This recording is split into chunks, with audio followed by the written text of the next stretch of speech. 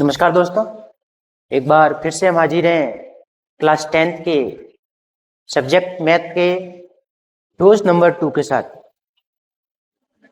जैसा कि आप जानते हैं, बोर्ड एग्जाम अब काफ़ी नज़दीक आ गए हैं, तो अब हमको अपनी तैयारी को और भी धार देनी है। तो इसी के साथ हम हाजिर हैं क्लास 10th के मैथ सब्जेक्ट के डोज 2 के साथ। तो बिना कोई देरी किए, बिना किसी भूमिका के सीधे हम अपने प्रश्न पे आते हैं। तो क्वेश्चन नंबर 1 आपका क्या कहता है? देखिए, बहुत ही शानदार प्रश्न है कि यदि बिंदु k, 2 तथा 3, 4 के बीच की दूरी √8 है तो k का मान क्या होगा? If the distance between the points k, 2 and 3, 4 is √8, then the value of k will be। ये कह रहा है कि यदि दो बिंदुओं के बीच की दूरी √8 है तो k की वैल्यू क्या होगी, ये फाइंड करनी है आपको। तो k की वैल्यू निकालने के लिए हमको क्या करना पड़ेगा? इन दोनों बिंदुओं के बीच की सबसे पहले दूरी सूत्र की सहायता से दूरी निकालनी पड़ेगी। तो ये प्रश्न आपको ऑब्जेक्टिव में तो बहुत कम मिलेगा, उसके बजाय आपको बड़े प्रश्नों में मिलेगा। तो चलिए इसके बीच की दूरी निकालते हैं। प्रश्न क्या कह रहा है? आपके दो पॉइंट्स हैं, एक पॉइंट है k, 2 एंड दूसरा पॉइंट है आपका 3, 4। इन दोनों के बीच की दूरी आपके हैं √8। हम सबसे पहले क्या करते हैं, इन दोनों बिंदुओं के बीच की दूरी, और आपको पता है जब आप निर्देशांक ज्यामिति कोऑर्डिनेट ज्योमेट्री पढ़ते हैं तब आपको दो बिंदुओं के बीच की दूरी निकालने के लिए एक फॉर्मूला दिया जाता है। जैसे मैंने इस बिंदु को A मान लिया, इसको B मान लिया, तो अगर आपको इस A और इस B के बीच की दूरी निकालनी है, AB की लंबाई निकालनी है, तो आपके फॉर्मूला हो जाता है x2 - x1 का whole square plus y2 - y1 का होल स्क्वायर। अगर आप इसको x1 और इसको y1 मान लेते हैं, x2 और इसको y2 मान लेते हैं, तब आप आगे देखिए सारी की सारी वैल्यू इसमें पुट करेंगे हम। x2 की वैल्यू आपके 3 है, x1 की वैल्यू आपकी k है, तो 3 - k का होल स्क्वायर। y2 की वैल्यू आपके 4 है, y1 की वैल्यू आपके 2 है, तो 4 - 2 का होल स्क्वायर। आगे बढ़ते हैं। जैसे ही आप यहाँ पे अंडर को खोलेंगे और आपको इसका मान ऑलरेडी यहाँ पे दे रखा है, कितना √8, तो मैं इसे यहीं से आपके सीधे से पास में लिख लेता हूं। चलिए आगे बढ़ते हैं।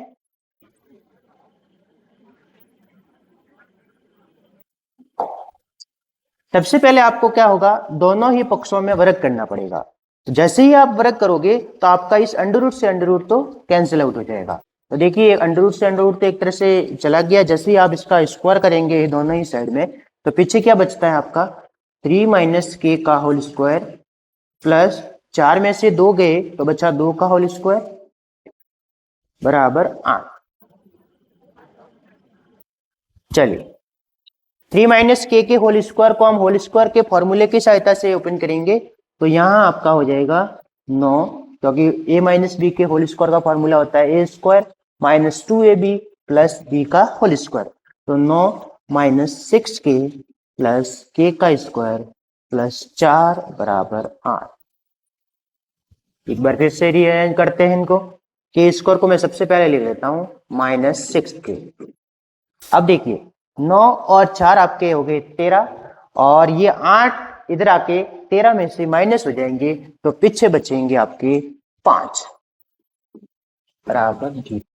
तो यहां आप देखेंगे कि आपकी एक द्विघात समीकरण बन रही है, और द्विघात समीकरण को हल करने के लिए आपको इसी को मध्य पद विभक्त विधि से आगे सॉल्व करना पड़ेगा। तो जैसे ही हम इसको मध्य पद विभक्त विधि से सॉल्व करेंगे तो क्या होगा, तो आपको एक ऐसी संख्या सोचनी है जिसको गुणा करने पर तो 5 आना चाहिए प्लस का, और जिनको जोड़ने पर माइनस के 6 आने चाहिए। आपको दो संख्या सोचनी है, जोड़ने पर तो आपके प्लस का 5 आना चाहिए और गुणा करने पर माइनस का 6 आना चाहिए। तो मैंने वो संख्या सोच ली, जैसे कि आपको बताते हैं, तो मैंने वो संख्या क्या सोच ली, आपको गुणा करने पर प्लस का 5 आना चाहिए, तो मैंने जो सोच लिया माइनस का 5 और माइनस का 1। देखो क्या इनको गुणा करते हैं तो प्लस के 5 होते हैं, जी सर बिल्कुल होते हैं, माइनस माइनस प्लस, 5 एकम 5। और क्या इनको जोड़ते हैं तो माइनस के 6 होते हैं, जी सर बिल्कुल होते हैं, माइनस का 5 और माइनस का 1 होता है माइनस का 6। तो देखिए, तो अब हम इसके टुकड़े कर देते हैं, तो के स्क्वायर माइनस 5k माइनस के प्लस 5 इक्वल टू 0। दो दो के पेयर्स बना के हमने कॉमन ले रहे हैं ग्रुपिंग करके, तो देखिए के कॉमन ले लिया तो पीछे रहा के माइनस 5।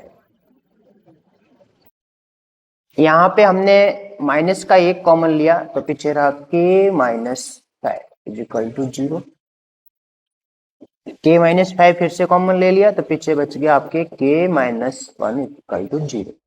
अब हमने जैसे ही इसको इधर 0 के बराबर रखा तो देखिए के minus 5 is equal to 0 and दूसरे वाला हो जाएगा आपके के माइनस 1 इज इक्वल टू 0, तो के इक्वल टू 5 हो जाएगा और के इक्वल टू क्या हो जाएगा 1।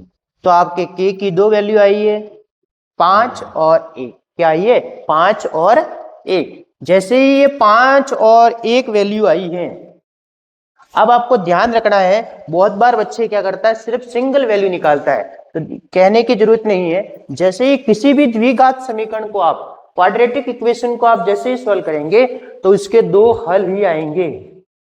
तो आपके ऑप्शन नंबर कौन सा राइट हो गया? ऑप्शन नंबर ए, के की वैल्यू आपके 2 हो जाएगी, 5 और 1। नेक्स्ट हम आगे क्वेश्चन की तरफ बढ़ते हैं। अगला प्रश्न आपके है, बिंदु -5,2 की y अक्ष से दूरी है। बिंदु -5,2 की y अक्ष से दूरी क्या है? बहुत ही अच्छा प्रश्न, और ऐसे प्रश्न तो आपको एग्जाम में देखने को मिलते ही मिलते हैं। तो बिना कोई देरी किए सीधे से अपने क्वेश्चन की देखते हैं। ये कह रहा है कि एक बिंदु है -5,2, इसकी y अक्ष से दूरी क्या है? तो जैसे ही आपको ऐसे प्रश्न पूछते हैं, आपको कुछ भी सोचने की जरूरत नहीं है। इसने पूछा है y अक्ष से दूरी, तो सीधे को सीधे आपको x कोऑर्डिनेट को देखना है, x निर्देशांक को देखना है। अगर y अक्ष से दूरी पूछता है तो x निर्देशांक को देखना है, और अगर x अक्ष से दूरी पूछता है तो आपको y निर्देशांक को देखना है। पर एक बात का विशेष ध्यान रखना है, ये इसमें आगे जो भी चिन्ह दिए हैं उसको नहीं लेना है, प्लस माइनस माइनस को बिल्कुल नहीं लेना है। क्यों? क्योंकि सर दूरी कभी भी ऋणात्मक नहीं होती है। लड़के बहुत सारे को पता तो है कि सर y को अगर पूछ ले तो आपको x निर्देशांक को देखना है, और अगर x का पूछ ले तो y निर्देशांक को देखना है, लेकिन वो ज्यादा जल्दी करने के चक्कर में प्लस माइनस भी साथ देख लेते हैं, इसलिए उनके गलत हो जाता है।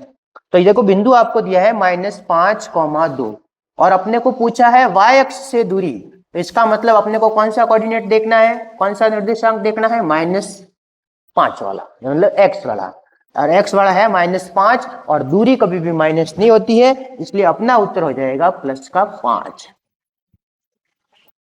आराम से ऐसे प्रश्नों को अटेंड करना है, वरना कभी गलत भी हो सकते हैं।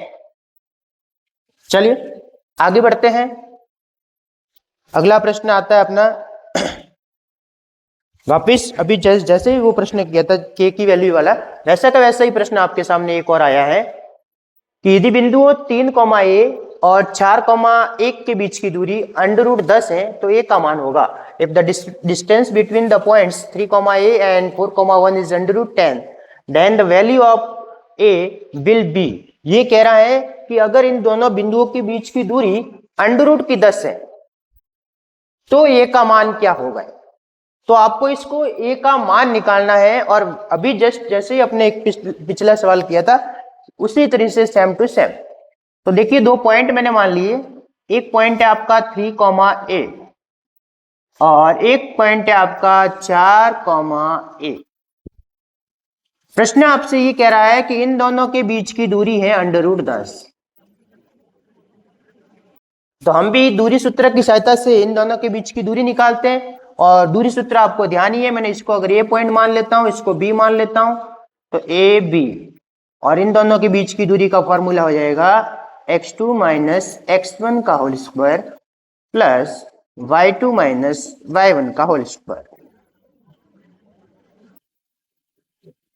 x2 की वैल्यू है 4 माइनस 3 का whole square plus 1 minus a का होल स्क्वायर।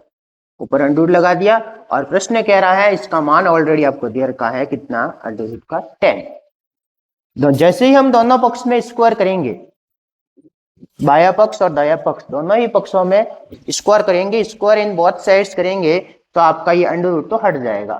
अंडर रूट तो क्या हो गया, हट गया। तो पीछे क्या बचा आपका, देखिए 4 में से 3 गया तो पीछे बचा 1 और 1 का होल स्क्वायर। 1 का होल स्क्वायर तो 1 ही होता है। इधर बच के आपके 1 माइनस ए का होल स्क्वायर, तो 1 का, जैसे ही हम इसको होल स्क्वायर के फॉर्मूला से खोलेंगे, 1 का square 1 minus 2a plus a square is equal to 10। Arrange करते हैं फिर से, ये 1 और ये 1 वापस हो जाएगा 2, और ये जैसे ही 10 इधर आएंगे 10 हो जाएंगे माइनस के, तो a square minus 2a plus 2 minus 10 is equal to 0। A square minus 2a minus 8 is equal to 0। तो ये आ गई आपकी द्विघात समीकरण। एक बार फिर से आपके सामने द्विघात समीकरण है, और उसी विधि से, मध्यपद विभक्त विधि से ही इसको आगे सॉल्व करेंगे। तो देखिए, आपको ऐसी संख्या सोचनी है जिनको गुणा करने पर तो माइनस का 8 आए, जिनको गुणा करने पर तो कितना आना चाहिए, माइनस का 8, और जिनको जोड़ने पर माइनस के 2 आने चाहिए। तो देखिए ऐसी संख्या क्या हो जाती है, तो देखिए माइनस का 4 और प्लस का 2। देखिए इन दोनों को जैसे ही गुणा करते हैं तो माइनस के 8 हो रहे हैं सर, बिल्कुल। क्या इनको जोड़ते हैं तो माइनस के 2 हो रहे हैं, जी सर बिल्कुल हो रहे। तो चलिए ये अपने हो गए टुकड़े, तो हम इसको लिखते हैं a square minus 4a plus 2a minus 8 is equal to 0। A common ले लिया तो पीछे बच गया a माइनस 4, और 2 कॉमन ले लिया तो पीछे बच गया a माइनस 4, ठीक है, इज इक्वल टू 0। तो एक तो हो गया a प्लस 2 और एक हो गया a माइनस 4 इक्वल टू 0। यहां से a की वैल्यू जैसे ही हमने निकाली तो आई माइनस की 2, और यहां से वैल्यू निकाली तो आई a की 4। तो अपने पास a की 2 वैल्यू आ जाती है, एक तो माइनस का 2 और एक 4। हम देखेंगे कौन से ऑप्शन में अपना आंसर है। तो देखिए एक 4 है, एक माइनस का 2, तो ऑप्शन नंबर सी एकदम सटीक है, और आपका फाइनल आंसर हो जाएगा ये। बहुत ही हलवा प्रश्न है, ऐसे प्रश्नों को करने से आपको बिल्कुल भी नहीं चूकना है। अगर आप ऐसे प्रश्न जो एक फिक्स पैटर्न से चलते हैं, क्योंकि जब आप कोऑर्डिनेट जियोमेट्री पढ़ते हैं तो लगभग 4 या 5 पैटर्न के प्रश्न ही आपको पूरी प्रश्नावली में देखने को मिलते हैं, और अगर ऐसे प्रश्न भी आप गलत कर देते हैं तो ये आपकी बहुत लापरवाही होगी, क्योंकि ये ऐसे टॉपिक्स हैं जिससे एक फिक्स टू फिक्स क्वेश्चन आते हैं। उसी पैटर्न का क्वेश्चन बनेगा तो उसी पैटर्न का बनता है, इसमें कुछ भी नया नहीं आता है। क्यों? क्योंकि हम बहुत बार ऐसी ऐसी कंडीशंस भी होती है कि हम बहुत कोशिश करते हैं फिर भी बहुत बार सवाल गलत हो जाता है। मैंने ऐसे ऐसे विद्यार्थी भी देखे हैं जो हार्डवर्क तो बहुत कर रहे हैं पर फिर भी उनके मार्क्स नहीं आ रहे, तो ऐसी स्थिति में वो क्या हो जाते हैं, डिमोटिवेट हो जाते हैं।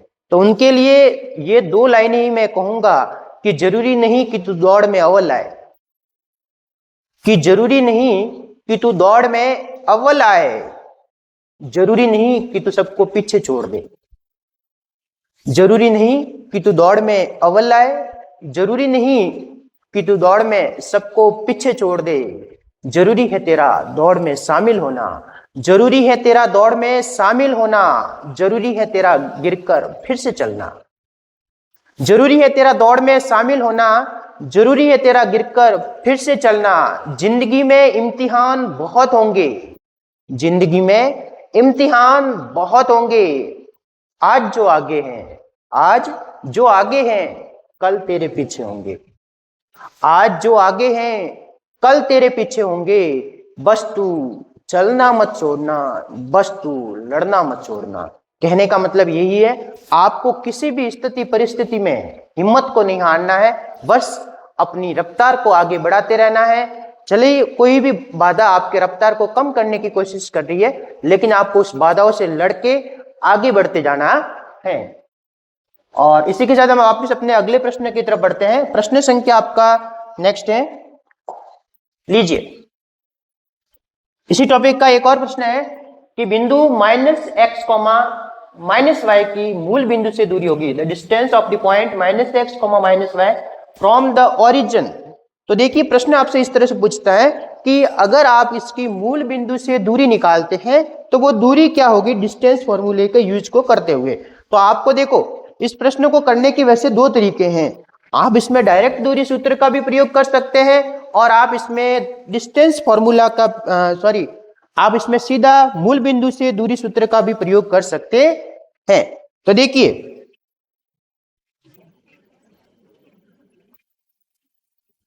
किसी भी बिंदु की अगर आपको मूल बिंदु से दूरी निकालनी है तो सीधा सा फॉर्मूला होता है √x² + y²। आप भले इस मेथड का यूज करें या फिर आप किसी बिंदु के बीच की दूरी के निकाल का भी फॉर्मूला यूज कर सकते हैं कि आप अगर चाहते हैं कि ज्यादा फॉर्मूले याद नहीं करूं तो आप ये इसका भी यूज कर सकते हैं। हालांकि जब आप इसमें मूल बिंदु का मान रखोगे 0,0 तो फॉर्मूला यही आएगा। तो बात वो की वही है। तो चलिए हम मान रखते हैं x की जगह है आपका -x तो -x का होल स्क्वायर और y की जगह है आपका -y तो -y का होल स्क्वायर। तो देखिए -x का जब आप स्क्वायर करोगे तो वो होगा x² और -y का जब स्क्वायर करोगे तो y² और ऊपर अंडर तो है ही। तो ये हो जाएगा आपका फाइनल आंसर √x² + y²। तो आपका सटीक आंसर हो जाएगा option number D, √x² + y²। तो आपको आगे से ध्यान रखना है कि जब भी किसी बिंदु की मूल बिंदु से दूरी पूछता है, जब भी किसी बिंदु की अगर मूल बिंदु से दूरी पूछता है आप इस फॉर्मूले का यूज करके सीधे से आंसर निकाल सकते हैं। जरूरी नहीं कि यहाँ पे x y दिया हो, यहाँ पे हो सकता है 4,3 भी दे दे, हो सकता है -3, -5 भी दे दे, कुछ भी पॉइंट दे सकता है और उसकी ओरिजिन से डिस्टेंस निकालने के लिए कह सकता है या मूल बिंदु से दूरी निकालने के लिए कह सकता है। चलिए नेक्स्ट अपना प्रश्न है, बहुत ही अच्छा प्रश्न है। इसी टॉपिक से कोऑर्डिनेट जियोमेट्री से ही आपका अगला सवाल है कि एक वृत्त का केंद्र 3,5 तथा व्यास के अंत बिंदु 4,7 और 2,y है तो y का मान कितना होगा। If the centre of a circle is 3,5 and the end point of a diameter are 4,7 and 2,y then the value of y will be. ये कह रहा है एक वृत्त है और जिसका केंद्र है। तो देखो इस प्रश्न को करते हैं, बहुत ही अच्छा प्रश्न है, आराम से समझ के करना है। ऐसा नहीं है कि ये क्वेश्चन आपके लिए टफ है, बहुत ही इजी। देखिए ये कह रहा है एक वृत्त है, एक सर्कल है और इसका सेंटर पॉइंट है 3,5 और इसके अंदर एक डायामीटर एक व्यास है और उसके अंत बिंदु हैं आपके ये वाले 4,7 और 2,y। तो ये कह रहा है y की वैल्यू निकालिए। देखिए तो इस प्रश्न को कहीं ना कहीं आपको समझने की जरूरत है। आपको पता है कि जो व्यास का जो सेंटर पॉइंट होता है, मध्य बिंदु होता है, वो कौन होता है, केंद्र। तो आप ही बताइए अगर मैं इस व्यास का इन दोनों पॉइंट की सहायता से अगर मध्य बिंदु निकालो, मिड पॉइंट निकालो तो ये आना चाहिए। तो ये का ये मैं मिड पॉइंट फॉर्मूले की सहायता से दोनों को बैलेंस करूंगा तो मेरे जो y की वैल्यू है वो ऑटोमेटिक आ जाएगी। तो आपको ध्यान ही होगा किसी भी, जैसे कि मैंने इसका नाम दे दिया, इसका a, इसका b और इसका p। अगर मैं इस AB का मध्य बिंदु निकालूं तो देखिए AB का मध्य बिंदु मिड पॉइंट ऑफ AB, तो आपको पता ही है मिड पॉइंट का फॉर्मूला क्या होता है। तो वो फॉर्मूला आपका होता है x1 + x2/2, x1 + x2/2 और y1 + y2/2। AB का मध्य बिंदु आपको ऑलरेडी दे रखा है 3,5। x1 की वैल्यू है आपके 4 और x2 की वैल्यू है 2/2। इधर y1 की वैल्यू 7, y2 की वैल्यू y और आपके बट्टे में 2। पहले वाला तो पहले के इक्वल में है क्योंकि 4 और 2 6, 6 में जैसे ही 2 का भाग दिया तो 3। ये तो आपको करने की जरूरत भी नहीं है, इससे आपका आंसर आएगा भी नहीं। आपको सेकंड वाले पॉइंट को सेकंड वाले कोऑर्डिनेट के इक्वल में रखना है। तो देखिए 7 + y upon 2 is equal to 5। जैसे ही क्रॉस मल्टीप्लाई किया, 1 का मल्टीप्लाई इससे किया तो वो का वही, और 5 का 2 से किया तो 7। तो y बराबर 10 में से ये 7 इधर आके माइनस हो गए, तो y की वैल्यू कितनी आई? 3। तो y का वैल्यू आ गई आपको 3। आप चाहो तो ये y की वैल्यू वापस रख के चेक भी कर सकते हो कि अपना आंसर आया वो सही आया कि नहीं आया। देखिए 7 + 3 कितना हो गया? 10, और 10 को जैसे ही 2 से डिवाइड किया तो आपके आ जाएगा 5, और वही तो आपका आना चाहिए था। चलिए, तो नेक्स्ट प्रश्न की तरफ बढ़ते हैं। ये इंपॉर्टेंट क्वेश्चन है आपके इस चैप्टर का, आराम से समझ के करना है। तो 4-5 प्रश्न ही है आपके इस चैप्टर में जो रिपीटेड है, हर बार वही रिपीट होते हैं। उन क्वेश्चंस के पैटर्न को समझना है और आपको सॉल्व करते जाना, और बहुत ही एकदम इजी हलवा प्रश्नावली है ये। लीजिए,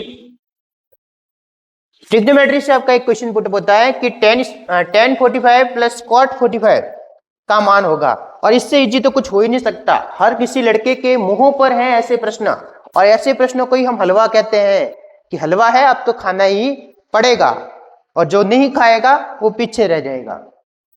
लीजिए, tan 45, और आपको पता है जैसे ही आप ट्रिग्नोमेट्री टेबल में आप tan 45 की वैल्यू देखते हैं तो कितनी होती है? 1। cot 45 की भी 1, एंड 1 कितने हो गए? इसमें तो कुछ था ही नहीं, एकदम सिंपल था। तो आपका आंसर हो जाता है 2। चलिए नेक्स्ट क्वेश्चन की तरफ आगे बढ़ते हैं। हाँ, sin square 50 plus cos square 50 plus 1। बहुत जनों के माइंड में ऐसे प्रश्न को देखते ही आता होगा, सर अरे हमको तो सारणी में 50 की तो वैल्यू भी पता नहीं है। अगर वो सर्वसमीका के बारे में नहीं सोच रहा है तो सर्वसमीका अगर इनको अच्छे से याद है तो वो इजीली, कोई बड़ी बात नहीं है, नॉर्मल सा क्वेश्चन है। तो sin square 50 plus cos square 50 plus 1, ये इसकी वैल्यू क्या होगी? तो ऐसे प्रश्नों को करने के लिए आपको कुछ भी सोचने की जरूरत नहीं है, सीधा सा आपको एक सर्वसमीका आपको लिखवाई गई होगी कि sir sin square theta plus cos square theta, इनकी वैल्यू होती है 1। अगर sin स्क्वायर थीटा और cos स्क्वायर थीटा दोनों को ही ऐड करते हैं तो उनकी वैल्यू कितनी होती है? 1। तो यहाँ पे लिखा हुआ है sin स्क्वायर 50 और cos स्क्वायर 50। तो ये अगर मैं इसको इस सर्वसमीका से करूं, sin square theta plus cos square theta is equal to 1, तो देखिए इतने इतने की जगह तो क्या हो गया मेरा? 1, और आगे एक 1 और पड़ा है, तो 1 एंड 1 कितने हो गए? 2। ये हो गया आपका फाइनल आंसर। ऐसे प्रश्न आपको ऑब्जेक्टिव में जरूर देखने को मिलेंगे, तो आपका आंसर हो जाएगा ऑप्शन नंबर ए 2। लीजिए, वाह बहुत ही अच्छा प्रश्न। एक बार ढंग से इस क्वेश्चन को देखिए और झटके में आंसर निकालने की कोशिश कीजिए कि 1 minus cos 2 theta upon sin theta का थीटे की वैल्यू है आपके 45 degree. Value of 1 minus cos 2 theta upon sin theta is if theta is equal to 45 degree.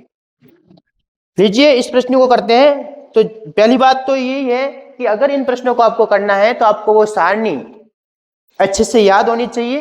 तो जैसे ही मैं थीटा की वैल्यू रखूंगा इसके अंदर 1 minus cos 2 theta upon sin 2 theta में, तो देखिए 1 माइनस cos 2 और थीटा की वैल्यू है आपके 45, sin 2 एंड थीटा की वैल्यू है आपके 45। आगे बढ़ते हैं। 1 माइनस 45 की वैल्यू 2 से की तो कितना हो गया? cos 90 डिग्री, एंड ये हो गया आपके sin 90 डिग्री। cos 90 डिग्री की वैल्यू कितनी होती है? तो आपको पता ही होगा, sin 90 की होती है 1, cos 90 की होती है 0, 1 माइनस 0, और sin 90 की होगी 1। एक में से 0 गया तो 1, और 1/1 कितना होता है? 1। तो आपका फाइनल आंसर हो जाएगा 1। चलिए आगे बढ़ते हैं अगले प्रश्न की तरफ। हाँ जी, ये आ जाती है आपके त्रिकोणमिति के अनुप्रयोग से संबंधित ये प्रश्न है, एप्लीकेशंस ऑफ ट्रिग्नोमेट्री। 20 मीटर लंबी एक रस्सी एक ऊर्ध्वाधर खंभे के शिखर तक पहुंचती है। 20 मीटर लंबी एक रस्सी एक ऊर्ध्वाधर खंभे के शिखर तक पहुंचती है। यदि एक रस्सी खंभे के साथ 30 डिग्री का कोण बनाती है तो खंभे की ऊंचाई क्या है? 20 meter long rope reaches the top of a vertical pole. If the rope makes an angle of 30 degree with the pole, what is the height of the pole? ये कह रहा है कि एक 20 मीटर ऊंचा एक खंभा है, एक पोल है जो 20 मीटर ऊंचा है।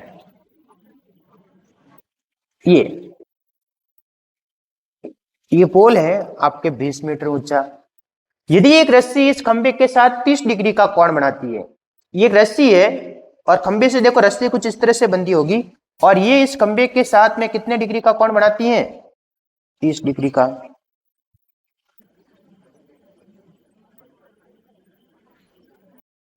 तो खंभे की ऊंचाई क्या है? इस खंभे की सॉरी ये 20 मीटर लंबी, आपके एक बार फिर से, ये 20 मीटर लंबी रस्सी है, मैंने यह खंभे से बाय मिस्टेक लिख लिया। एक 20 मीटर लंबी रस्सी है, ऊर्ध्वाधर खंभे के शिखर तक पहुंचती है और ये रस्सी खंभे के साथ में 30 डिग्री का कोण बनाती है। तो आपको इस खंभे की ऊंचाई ज्ञात करनी है, ये वाली ऊंचाई आपको क्या करनी है? ज्ञात करनी है। चलिए इस प्रश्न को करते हैं। तो सबसे पहले मैंने माना खंभे की ऊंचाई h है। मैंने मान लिया इस खंभे की ऊंचाई क्या है? h। इतना करने के बाद में जैसे ही मैं सोचूंगा कि मुझे इस वैल्यू को निकालना है और दी हुई है ये, तो ये आपके हो गया 90 डिग्री का एंगल और ये 90 डिग्री के एंगल के सामने वाला ये कर्ण आपका हाइपोटेन्यूस हो गया, ये हो गया आपका आधार और ये हो गया आपका लंब। तो आपको एक ऐसा अनुपात सोचना है जिसका मान में लंब और कर्ण दोनों ही आते हैं। तो उसी टाइप से मैं सोचूंगा कि लाल बटा कक्का, अगर इंग्लिश मीडियम में बोले तो पंडित बद्री प्रसाद हर हर बोले, ये हो गया। चलिए, तो मुझे चाहिए आपका लंब और आपका कर्ण। तो ऐसा कौन सा अनुपात है जिसमें लंब और कर्ण आते हैं? तो मुझे पता चला कि ये साइन वाला जो होता है उसमें लंब और कर्ण दोनों ही आते हैं। तो साइन थीटा का फॉर्मूला होता है लंब बटा कर्ण। तो चलिए लंब बटा कर्ण की सहायता से, तो देखिए अपने पास थीटा की वैल्यू है 30 डिग्री, तो साइन 30 डिग्री, लंब है आपका h और कर्ण है आपका 20। साइन 30 का जो मान होता है वो होता है 1/2 बराबर h बटा 20। जैसे ही क्रॉस गुणा करूंगा, h का गुणा 2 से किया 2h और बराबर 20, h का मान हो गया 20/2 और 20/2 कितना होता है? 10। सारी वैल्यू मीटर में है, देन आपका ये भी उत्तर हो जाएगा मीटर में।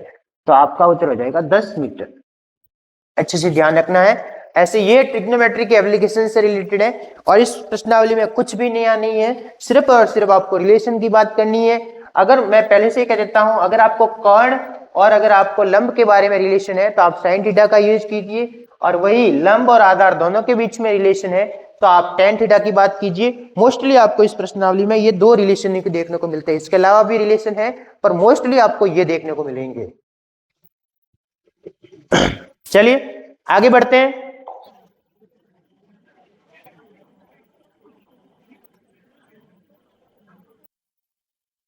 हाँ, ये इससे पहले वाला तो हमने कर दिया ना। हाँ, इसका नेक्स्ट। चलिए प्रश्न आपके सामने कुछ इस तरह से है कि एक 100 मीटर ऊंची मीनार का शिखर भूमि के किसी बिंदु से 45 डिग्री का कोण बनाता है। तो मीनार के पाद बिंदु से बिंदु की दूरी ज्ञात कीजिए। The top of 100 metre high tower subtend an angle of 45 degree with a point on the ground. Find the distance of the point from the foot of the tower. प्रश्न कुछ इस तरह से आपको कह रहा है कि 100 मीटर ऊंची एक मीनार है, एक बिल्डिंग है जिसकी हाइट है 100 मीटर। ये लीजिए, भूमि के किसी बिंदु से 45 डिग्री का कोण बनाता है। ये कह रहा है जमीन पे एक कोई पॉइंट है और इसके साथ ये 45 डिग्री का कोण बनाता है। तो मीनार के पाद बिंदु से, यह है मीनार का पाद बिंदु, इससे इस बिंदु की दूरी ज्ञात करनी है। और ऐसे प्रश्न जब भी आते हैं आपको एक ही चीज सोचनी है कि ये एंगल आपको दे रखा है 45 डिग्री, और जब भी 45 डिग्री की बात होगी और हम जब भी लंब और आधार के बारे में, रिलेशन के बारे में बात करेंगे, तो दोनों ही मान समान होंगे, क्योंकि अगर ये 100 है तो ये भी 100 मीटर ही होगा। सर लेकिन ऐसा क्यों होता है? क्योंकि जो tan 45 है, क्योंकि जब हम लंब और आधार के रिलेशन होगी तो tan की बात करेंगे, और tan में जो 45 डिग्री होता है उसकी वैल्यू होती है 1। इसी वजह से ये दोनों के दोनों क्या हो जाएंगे, बराबर। आप चाहो तो इसको पूरा लिख के सॉल्व भी कर सकते हैं कि tan 45 इज इक्वल टू ये आपका परपेंडिकुलर लंब और ये आपका बेस आधार, तो ये 100/x, और tan 45 इक्वल की वैल्यू होगी 1, तो 100/x की जैसे आप क्रॉस मल्टीप्लाई करके आंसर लाओगे तो x की वैल्यू आ जाएगी आपके 100 मीटर। तो आपको एक ऐसे ही याद रखना है कि जब भी 45 डिग्री की बात होगी तो लंब और आधार दोनों ही मान बराबर होंगे। चलिए नेक्स्ट प्रश्न की तरफ आगे बढ़ते हैं। हाँ, एक वृत्त पर स्थित बिंदु से कितनी स्पर्श रेखाएं खींची जा सकती हैं? How many tangents can be drawn from a point on a circle? किसी टेंजेंट पॉइंट से कितनी स्पर्श रेखाएं खींची जा सकती हैं? बहुत ही अच्छा प्रश्न है। ये कह रहा है एक वृत्त है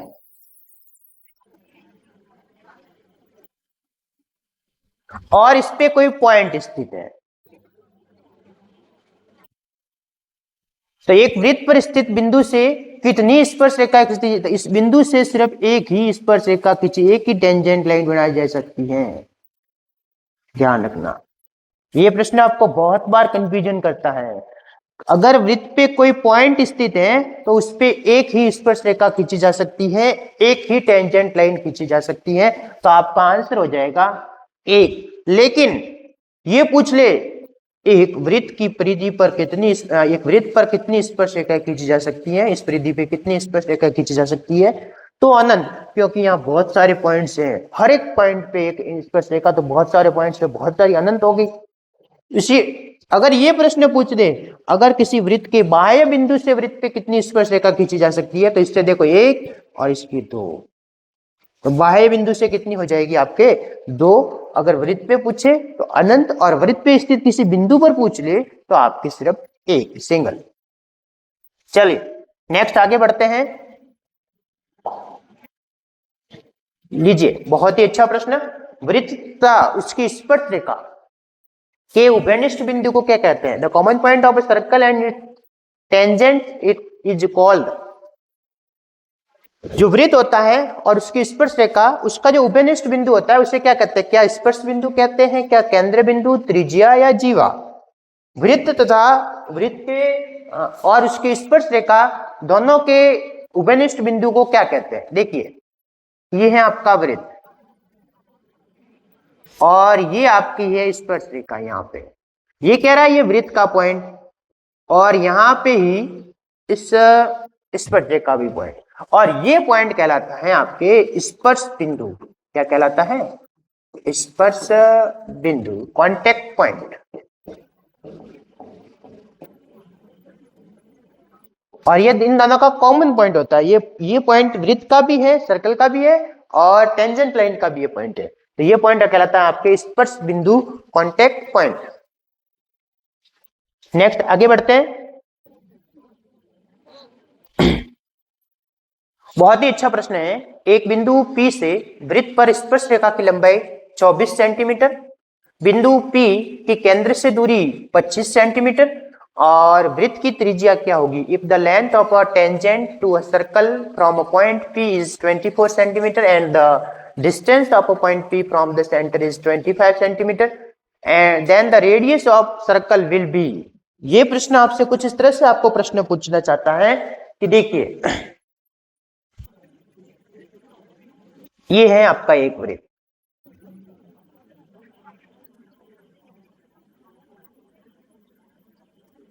ये एक बिंदु P है, ये बिंदु मैंने मान लिया P से वृत्त पे एक स्पर्श रेखा खींची गई है, ये खींची आपकी स्पर्श रेखा और इसकी लंबाई है 24 सेंटीमीटर।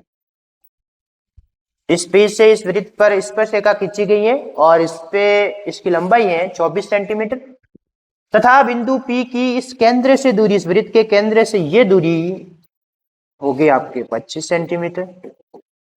तो प्रश्न पूछता है इस वृत्त की त्रिज्या क्या होगी। लीजिए, बहुत ही अच्छा प्रश्न आता है, शायद हावेली में भी ये प्रश्न आपसे पूछा गया था। तो प्रश्न ये है कि इस त्रिज्या का मान आपको ज्ञात करना है। ये मैंने O मान लिया, ये A मान लिया। आपको सबसे पहले याद आना चाहिए कि ये जो स्पर्श रेखा होती है ये हमेशा इस त्रिज्या के साथ में 90 डिग्री का कोण आती है। त्रिज्या इस स्पर्श रेखा पर लंब होती है और 90 ये एक त्रिभुज है और 90 डिग्री का कोण है, ये समकोण त्रिभुज हो गया और समकोण त्रिभुज में 90 डिग्री के सामने वाली भुजा ये वाली क्या हो जाती है, कोण। अगर ये कोण है तो मान लीजिए ये आपका आधार और ये आपका हो गया लंब। तो सबसे पहले हमको क्या करना है, इसमें पाइथागोरस प्रमेय लगाना है। और पाइथागोरस प्रमेय अपना क्या कहता है, पाइथागोरस प्रमेय ये कहता है कि कर्ण का स्क्वायर बराबर आधार स्क्वायर प्लस लंब स्क्वायर। तो देखिए कर्ण का मान आपको कितना दे रखा है, 25। तो 25 का स्क्वायर, आधार स्क्वायर, आधार अपना है 24, 24 का स्क्वायर और कर्ण स्क्वायर इज इक्वल टू आधार स्क्वायर प्लस लंब का स्क्वायर। और लंब की जगह मैं मान लेता हूं x, तो x का स्क्वायर। जैसे ही x का स्क्वायर इधर रखा तो ये 25 का स्क्वायर तो इधर है ही है और ये 24 का स्क्वायर भी इधर जाके माइनस हो गया। चलिए x स्क्वायर 25 का स्क्वायर होता है 625 और 24 का स्क्वायर होता है 576। जैसे ही माइनस करोगे x स्क्वायर की वैल्यू आ जाएगी 49, तो आपके x की वैल्यू आ गई 7 सेंटीमीटर। तो आपका ये मान हो गया, रेडियस आपके जो त्रिज्या होगी वो होगी 7 सेंटीमीटर। उम्मीद करता हूं आपको कोई भी डाउट नहीं होगा। तो आपके जो रेडियस होगी वो होगी 7 सेंटीमीटर। बहुत ही अच्छा प्रश्न है। ऐसे प्रश्नों को आपको पाइथागोरस प्रमेय की सहायता से ज्ञात करना है, पर ध्यान ये इस बात का विशेष रखना है कि जो कर्ण होगा वो 90 डिग्री के सामने वाली भुजा होगी। क्योंकि हमने मोस्टली ऐसा चित्र देखते हैं तो बहुत सारे स्टूडेंट कर्ण इसको मान लेते हैं, ऐसा नहीं करना है। चलिए नेक्स्ट आगे बढ़ते हैं। एक एपी बनाई हुई है आपको 10, 7, 4 और इसका 30वां पद कौन सा है। बहुत ही हलवा प्रश्न है, बहुत ही इजी है और बहुत बार ऐसे प्रश्नों को आपसे करवा चुके हैं। अच्छे से देखना है। एक एपी है 10, 7, 4 और इसका 30वां पद क्या है। लीजिए इस प्रश्न को हम सॉल्व करते हैं। एपी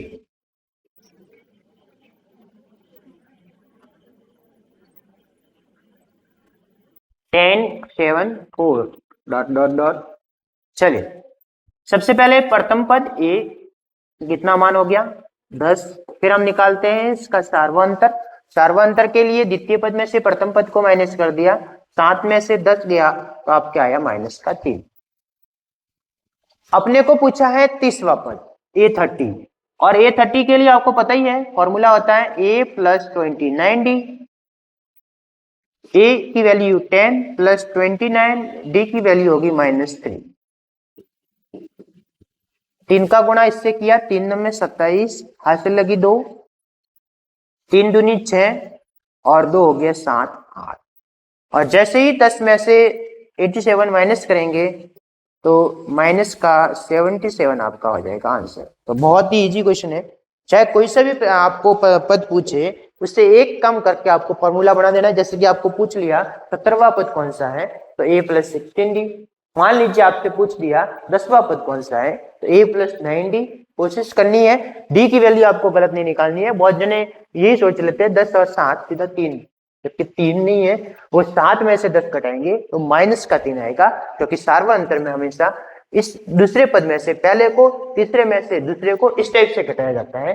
ठीक है, तो आपका ऑप्शन नंबर सी एकदम सटीक आंसर हो जाएगा, माइनस का 77। लीजिए, बहुत ही अच्छा प्रश्न है, बहुत ही हलवा प्रश्न है, अच्छे से करना है। किसी समांतर श्रेणी का प्रथम पद 2 और सार्वअंतर 3 है, तो nवा पद क्या होगा? एक समान, if the first term of an arithmetic progression is 2 and the common difference is 3, then the n term will be. ये कह रहा है एक समांतर श्रेणी है और एक समांतर श्रेणी का प्रथम पद 2 है। प्रथम पद कितना है? 2 और सार्वअंतर 3 है, तो nवा पद आपको निकालना है। तो देखिए, प्रथम पद को हम किससे डिनोट करते हैं? ए से। ए का मान दे रखा है 2, सार्वअंतर का मान दे रखा है 3 और अपने को पूछा है nवा पद, n टर्म्स। nवें पद के लिए आपको ध्यान होगा, फॉर्मूला होता है an is equal to a plus n minus 1 into d. A plus n minus 1 into d. तो देखो, an is equal to, a की वैल्यू है आपके 2 प्लस एन की वैल्यू आपको ध्यान नहीं है -1 और डी की वैल्यू है आपके 3। जैसे ही आपने इसका मल्टीप्लाई किया 3n माइनस 3, तो 2 में से 3 चला गया तो बच्चा माइनस का 1 प्लस 3n। रीअरेंज किया आपने इसको तो 3n माइनस 1। ऑप्शन नंबर आपका हो जाएगा सी। बहुत ही अच्छा प्रश्न है, बहुत ही सरल है, बस इसकी थोड़ी लैंग्वेज अलग टाइप की लग रही है। nवा पद और सारे के सारे उत्तर में भी आपके कोई संख्या अंदर देके सारे ऐसे दिए, तो आपका जो आंसर हो जाएगा option number C 3n minus 1। कुछ भी नहीं करना है, आपको प्रथम पद दे रखा है, ए का मान 2, डी का मान 3, आपको nवा पद पूछा है और nवे पद का फॉर्मूला होता है an is equal to a plus n minus 1 into d. A की वैल्यू आपके 2 रख दी मैंने, n माइनस 1 ऐसे का ऐसे, डी की वैल्यू हमने रख ली 3, तो 2 ऐसे का ऐसे, 3 का गुणा n से किया 3n, 3 का गुणा -1 से किया तो -3, 2 में से -3 गया तो -1 बच गया और प्लस 3n। आपने इसको पुनर्व्यवस्थित किया तो 3n माइनस 1। बहुत ही अच्छा प्रश्न। चलिए नेक्स्ट आगे बढ़ते हैं। लीजिए, एकदम हलवा प्रश्न है, आराम से सोच समझ के इसका आंसर देना है। एक एपी है, इसका प्रथम पद 2 और अंतिम पद 8 है, n पदों का योग 90 है, तो n का मान होगा, the first term and the last term of AP are 2 and 8 respectively, the sum of n terms is 90 and the value of n will be. ये कह रहा है प्रथम पद और अंतिम पद भी दिया हुआ है, n पदों का योग भी दिया हुआ है और n का मान निकालना है। तो आपको अपनी पुरानी बातों को जो 300 साल पहले आपने पढ़ी थी याद करना है कि 300 साल पहले हमने एक बात पढ़ी थी कि n पदों का योग ज्ञात करना है, तो n पदों के योग के आपके पास 2 फॉर्मूले होते हैं। एक फॉर्मूला हो जाता है Sn is equal to n by 2 2a plus n minus 1 into d, और एक दूसरा फॉर्मूला और होता है n by 2 a plus l. तो आपको देखो यहाँ पे प्रथम पद और अंतिम पद दोनों दिए हुए, इसका मतलब वो छोटे वाला फॉर्मूला लगेगा। तो देखिए, सबसे पहले हम सारी डिटेल्स को लिख लेते हैं, कौन कौन सी वैल्यू दे रखी है। प्रथम पद आपको दे रखा है 2, ए का मान दे रखा है 2, अंतिम पद एल, जिस एल या एन से जिसे लिखते हैं, इसका मान दे रखा है 8 और एन पदों का योग Sn भी दे रखा है 90। तो आपको n की वैल्यू निकालनी है, किसकी वैल्यू निकालनी है? n। आपको एक फॉर्मूला ध्यान है n पदों के योग का, Sn is equal to n by 2 a plus l. Sn की वैल्यू दे रखी है 90, n बाई 2, a की वैल्यू दे रखी है 2 और l की वैल्यू दे रखी है 8, तो आपके 90 बराबर n बाई 2, a और 2 और 8 हो गए 10, 2 से कट के कितनी बार 5, तो उत्तर है 5n बराबर 90 और n बराबर 90 में जैसे ही 5 से डिवाइड किया 5 वन द 5, 5 8 द 40, तो आपका उत्तर हो जाएगा 18। तो n की वैल्यू कितनी होगी? 18। इसका मतलब 18 पदों का जो योग है वो आपके हैं 90। ठीक है, तो आपके ऑप्शन नंबर डी एकदम सटीक आंसर है, ऑप्शन डी 18। चलिए नेक्स्ट प्रश्न की तरफ आगे बढ़ते हैं। लीजिए, आपका पृष्ठ क्षेत्रफल सरफेस एरिया एंड वॉल्यूम वाले से आपका प्रश्न आया है कि किसी घन का आयतन 125 घन सेंटीमीटर है, तो इसके एक फलक का क्षेत्रफल क्या होगा? The volume of a cube is 125 cubic centimeter. The area of one of its faces is. प्रश्न ये पूछ रहा है कि घन का आयतन दिया हुआ है और आपको सिर्फ घन के एक फलक का क्षेत्रफल निकालना है। देखो प्रश्न इजी है, पर आपको इस बात का विशेष ध्यान रखना है कि घन का पूरा क्षेत्रफल नहीं पूछा, इसने सिर्फ एक फलक का पूछा है। और आपको पता है घन में फलक कितने होते हैं? 6 फेसेस होते हैं। चलिए, तो घन का आयतन दे रखा है आपको,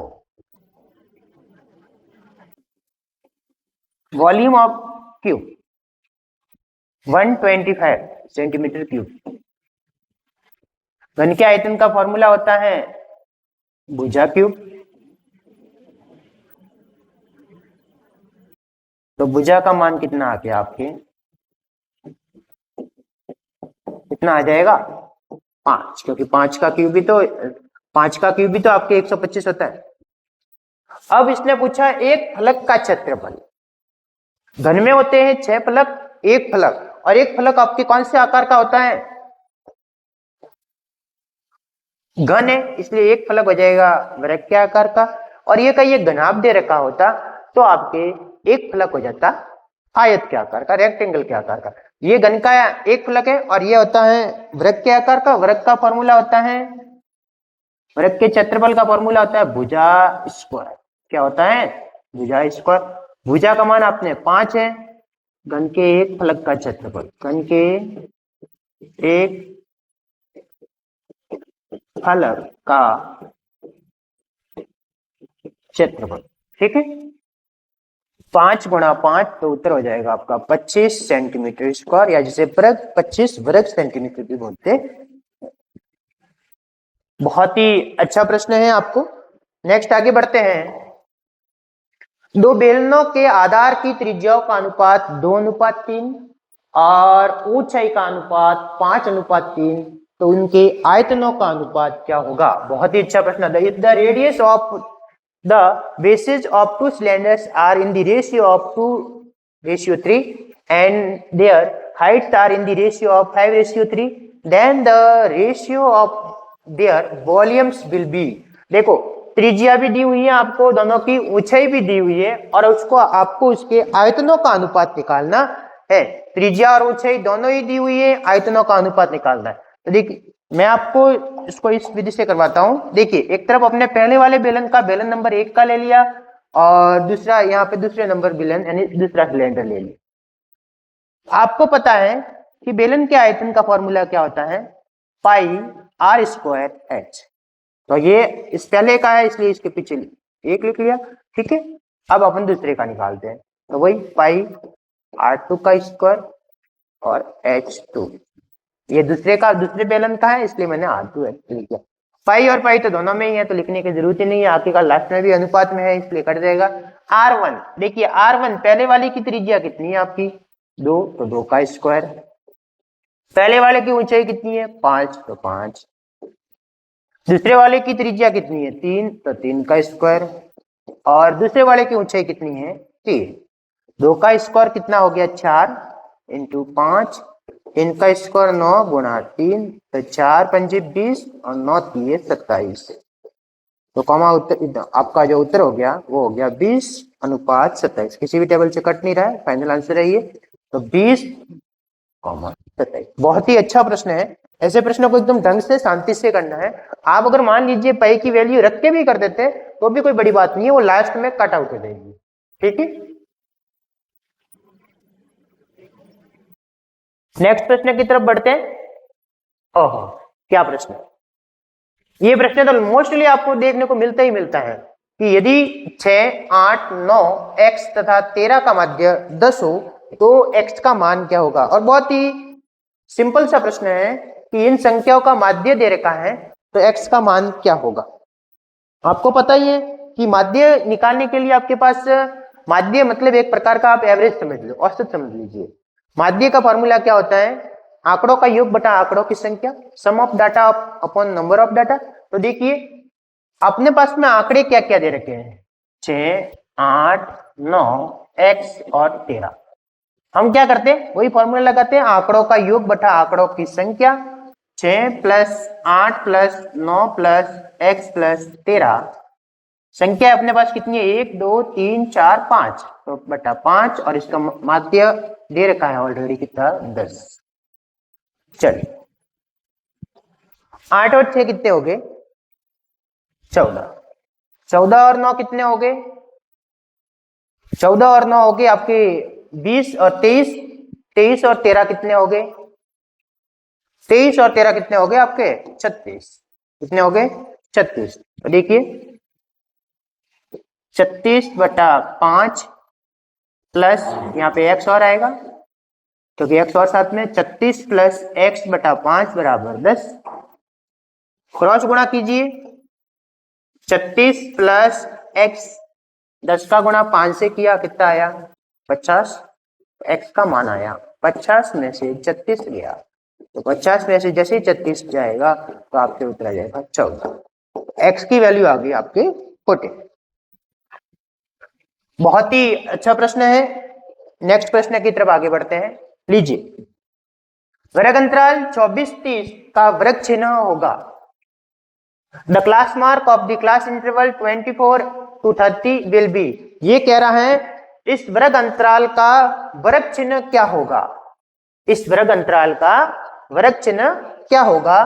the class mark of the class interval 24 to 30 will be. तो देखिए सबसे पहले आपको एक, आपने जैसे ही स्टैटिक्स पढ़ी होगी तो आपको क्लास इंटरवल वर्ग चिन्ह को बोला होगा। सबसे पहले तो आपको यही ध्यान रखना है, इसको एक और नाम से जानते हैं, मध्यमान, मतलब इसके बीचों बीच वाला मान निकालना है। जैसे ही आपको मध्यमान निकालेंगे, और आपको जब भी वर्ग चिन्ह निकालना है तो वर्ग चिन्ह के लिए एक फॉर्मूला होता है, ऊपरी सीमा प्लस निम्न सीमा, या फिर निम्न सीमा प्लस ऊपरी सीमा, एक ही बात है, बटा 2। Lower limit plus upper limit plus lower limit, जो भी लिखे, 24। ऊपरी सीमा आपकी 30 है, निम्न सीमा 24 है, बटा 2। जोड़ा तो कितना हो गया आपके, 0 4 4 3 2 5 54, और जैसे ही 2 का भाग इसमें दिया तो आ जाएगा 27। तो आपका मध्य मान कितना हो गया, 27। तो वर्ग चिन्ह पूछे, क्लास इंटरवल पूछे, क्लास मार्क पूछे, या फिर आपके मध्य मान पूछे, एक ही बात है, इन दोनों को आपको जोड़ना है और 2 का भाग दे देना है। आप फॉर्मूला होता है इसका, ऊपरी सीमा प्लस निम्न सीमा बटा 2, या फिर निम्न सीमा प्लस ऊपरी सीमा बटा 2। तो आपका आंसर हो जाएगा 27। ऑप्शन नंबर बी एकदम सटीक आंसर है। इससे आगे बढ़ेंगे हम आपके इस अगले सेशन में। तब तक आप पढ़ते रहिए, मस्त रहिए, स्वस्थ रहिए। जय हिंद, जय भारत।